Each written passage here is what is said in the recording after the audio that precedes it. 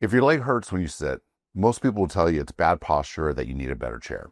And that advice is exactly why the pain keeps coming back. I've helped thousands of patients with this problem and even dealt with it myself after a boat accident that injured a disc in my low back and made sitting miserable. Here's what almost nobody explains. Sitting increases pressure on your spinal disc, which can irritate nerves, especially if there is a bulge or herniation. But more importantly, sitting shuts off your glute muscles and tightens the deep hip rotators. Over time, that combination quietly compresses the sciatic nerve.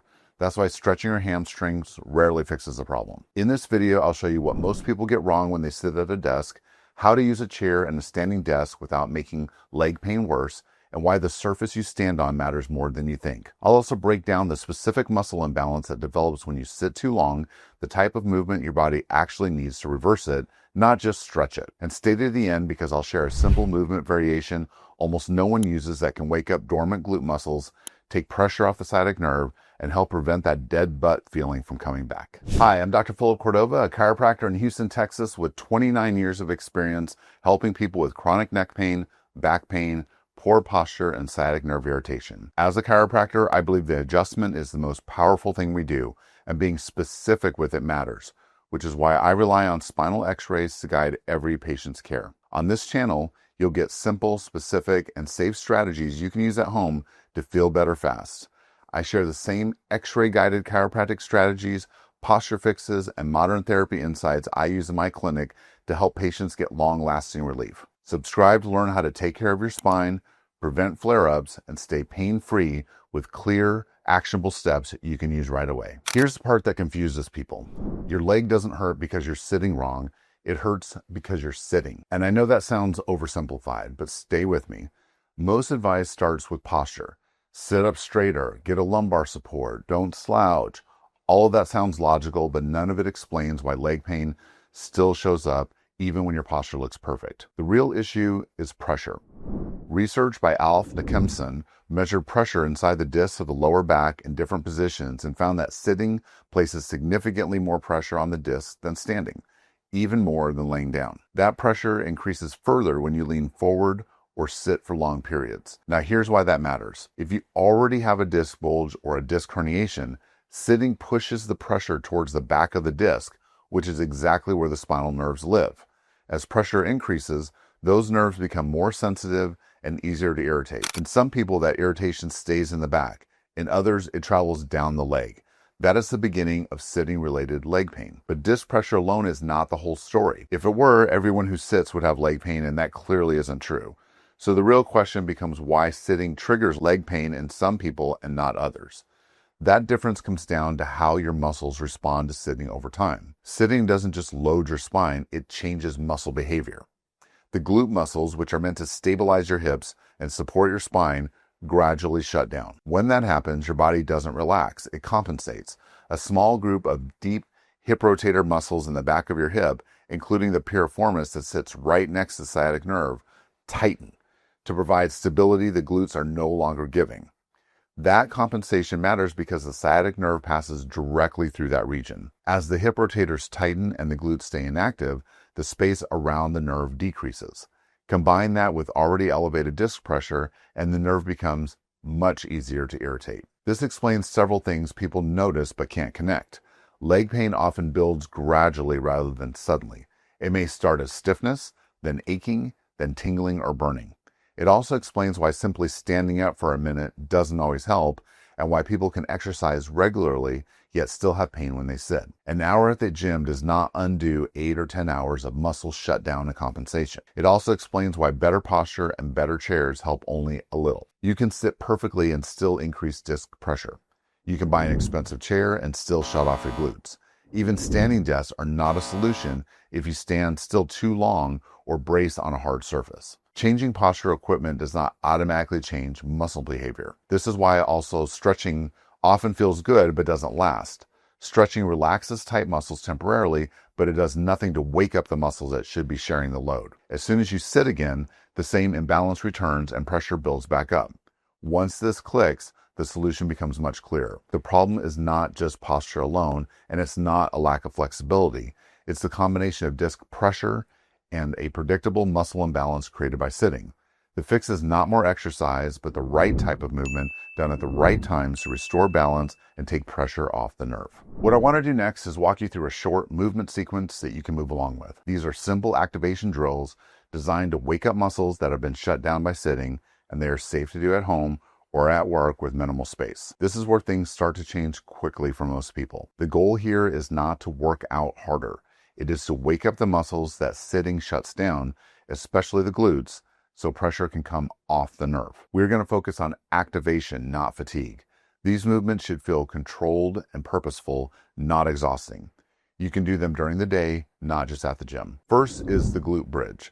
If you are at home, lie on your back with your knees bent and feet flat on the floor. Keep your shoulders down and gently tighten your stomach. Now squeeze your glutes and lift up your hips until your body forms a straight line from shoulders to knees. Hold for 2 seconds, then slowly lower back down. You should feel this in your glutes, not your lower back or hamstrings. Do 10 slow reps. Next is the single leg deadlift. Stand tall and shift your weight onto one leg. Keep a slight bend in that knee, and as you hinge forward at the hips, let the other leg move back behind you like a counterbalance. Keep your back long and your hips square. You should feel the glute of the standing leg working to control the movement. Return to standing and repeat. Do 10 reps each side. If you have difficulty with keeping balance, hold on to a chair or the wall. The key with both of these is quality. Slow down. Feel the glutes turn on. If you feel strain in your low back, reset and use a smaller range of motion. These movements work because they tell your nervous system that the glutes are back online. When that happens, the hip rotators do not have to stay as tense, and pressure on the sciatic nerve can start to decrease. Once you can activate the right muscles on demand, the next step is figuring out how to build this into your day so that the relief lasts, not just for a few minutes, but consistently. This is where the daily details matter, because even the right exercises will not hold if your setup keeps feeding the problem. When you sit in a chair, start with depth and support. Sit all the way back so your hips are supported by the backrest, not hovering on the edge of the seat. Your feet should be flat on the floor, not tucked underneath the chair, and your knees should be about level with or slightly lower than your hips. Let the chair support your lower back instead of holding yourself upright with tension. The biggest mistake is leaning forward for long stretches, especially towards a keyboard or laptop, because that position further increases disc pressure and keeps the glutes completely inactive. Now here's the key point. Even perfect sitting becomes a problem if you stay there too long. Think of sitting as a temporary position, not a default one. Every 30 to 45 minutes, you want to change something. Stand up, walk, or do one of the activation movements you just learned. When you move to a standing desk, start by keeping your weight evenly distributed through both feet instead of hanging on one hip. Use a small footrest or box about 3 inches off the ground and place one foot on it at a time. This reduces constant tension through the hips and low back, allows subtle pelvic movement, and helps prevent the same muscles from staying locked on all day. Alternate which foot is on the footrest every few minutes so neither side is doing all the work. Your screen should be at least at eye level so you are not looking down. Your keyboard should be close enough that you are not reaching forward, just as important as what you stand on. Firm floor keeps your legs and hips constantly bracing. A slightly cushioned mat allows subtle movement and reduces unnecessary tension through the hips and low back. The real win comes from alternating positions with intention. Sit for a while, stand for a while, and move briefly in between.